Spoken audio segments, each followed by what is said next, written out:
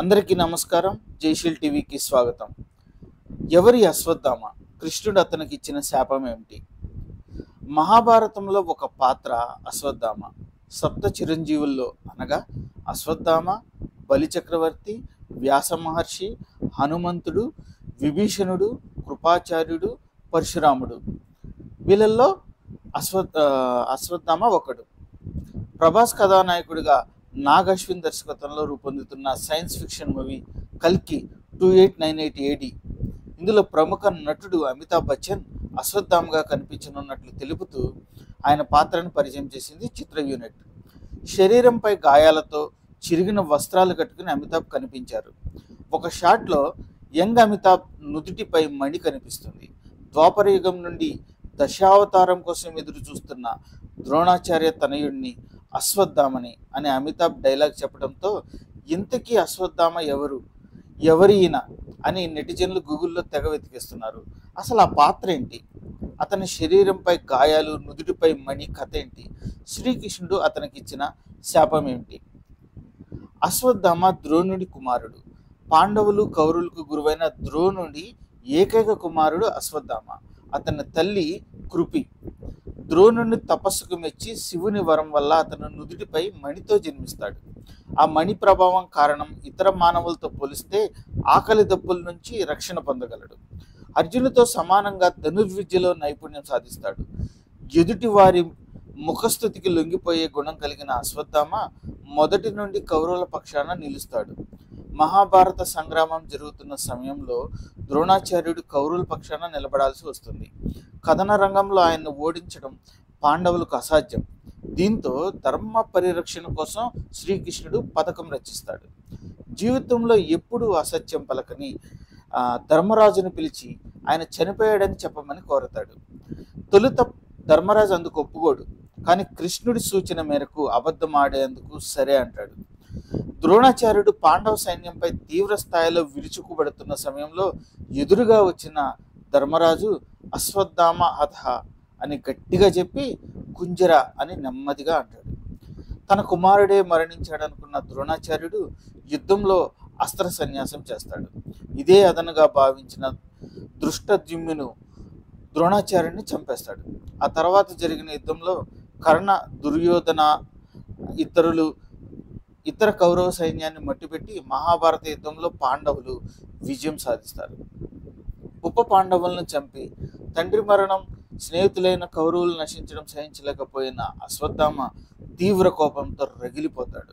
పాండవులను ఎలాగైనా అంతం చేస్తానని దుర్యోధుని మరణానికి ముందు అతనికి మాటిస్తాడు. శివుని అనుగ్రహంతో వరం పొంది ద్రౌపది పుత్రులైన 5 ఉప పాండవులు అనగా ప్రతివింజుడు, శృతసోముడు, శృతకర్ముడు, శతానీకుడు, శృతసేనుడు వీళ్ళని చంపేస్తాడు. అది తెలుసుకున్న శ్రీకృష్ణుడు పాండవులు అతన్ని వెంబడిస్తారు. గురుపుత్రుడన్న కారణంగా చంపకుండా వదిలేస్తారు. అశ్వత్థామ కపట బుద్ధి తెలిసిన శ్రీకృష్ణుడు అతన్ని ఎలాంటి దుశ్చర్యలకు పాల్పడకుండా అడ్డుకునేందుకు పాండవులతో కలిసి కౌరవ శిబిరానికి చేరుకుంటాడు. అప్పటికే అతడు వ్యాసాశ్రమానికి వెళ్ళటంతో కృష్ణుడు అక్కడికి వెళ్తాడు. కృష్ణుడితో కలిసి వ్యాసాశ్రమానికి వచ్చిన పాండవులను చూసిన అశ్వత్థామ కౌర్యంతో రగిలిపోతాడు. కోపంతో విచక్షణ కోల్పోయి తన తండ్రి అనుగ్రహించిన బ్రహ్మ శిరోనామకాస్త్రాన్ని అపాండవీయం అవుగాక అని ప్రయోగిస్తాడు. ఆ అస్త్ర శక్తి వలన భూమి మీద ఉన్న పాండవులు, వారి సంతతి మొత్తం నాశనమయ్యే ప్రమాదం ఉంది. కానీ దాన్ని అడ్డుకోమని అర్జునుడు ఆదేశిస్తాడు శ్రీకృష్ణుడు. బ్రహ్మ శిరోనామకాస్త్రాన్ని అడ్డుకోవాలంటే అదే అస్త్రాన్ని ప్రయోగించాలి. అర్జునుడు తపోశక్తి వలన అప్పటికి అస్త్రాన్ని పొంది ఉండటంతో పాండవులకు క్షేమం చేకూరునుగాక అని మరోవైపు నుంచి అస్త్రాన్ని ప్రయోగిస్తాడు. 2 బ్రహ్మ శిరోనామకాస్త్రాలు ఢీకుంటే ప్రళయమే. భూమండలం అంతా సర్వనాశనం అయిపోతుంది. వెంటనే ఈ ఉపద్రవాన్ని గ్రహించిన వ్యాస మహర్షి నారదుడు పరుగుపరుగున వచ్చి అస్త్రాన్ని ఉపసంహరించుకోవాల్సిందిగా అర్జున్ని కోరతాడు. పెద్దల సూచన మేరకు అర్జునుడు తన అస్త్రాన్ని వెనక్కి తీసుకుంటాడు.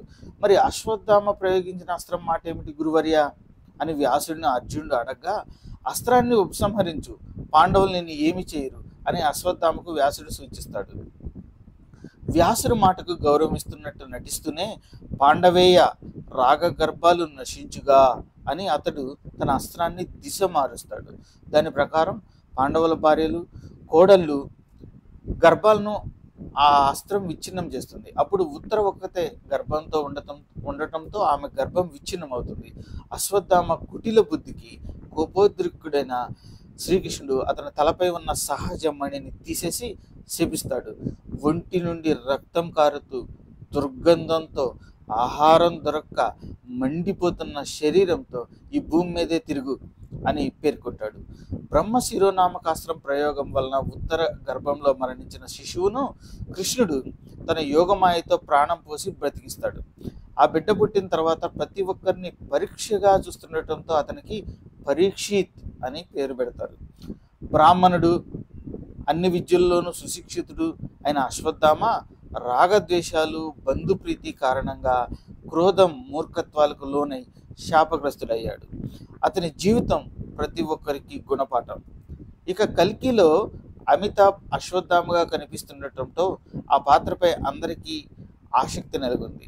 ద్వాపర యుగం నుంచి అశ్వత్థామ ఎందుకు శ్రీ మహావిష్ణువు 10వ అవతారం కోసం ఎదురు చూస్తున్నాడు? అతనికి శాప విమోచన కలుగుతుందా? తిరిగి ఆ సహజమని అతనికి చేరుతుందా? భైరవ అనగా ప్రభాస్కు అతడు సహాయం చేస్తాడా లేక పోరాడతాడా? ఇటువంటి ప్రశ్నలకు కల్కిలో సమాధానం దొరికే అవకాశం ఉంది. ఇక ఈ చిత్రంలో దీపికా పదుకొనే, కమల్ హాసన్, దిశా పటాని, రాజేంద్ర ప్రసాద్ తదితరులు కీలక పాత్రలు పోషిస్తున్నారు.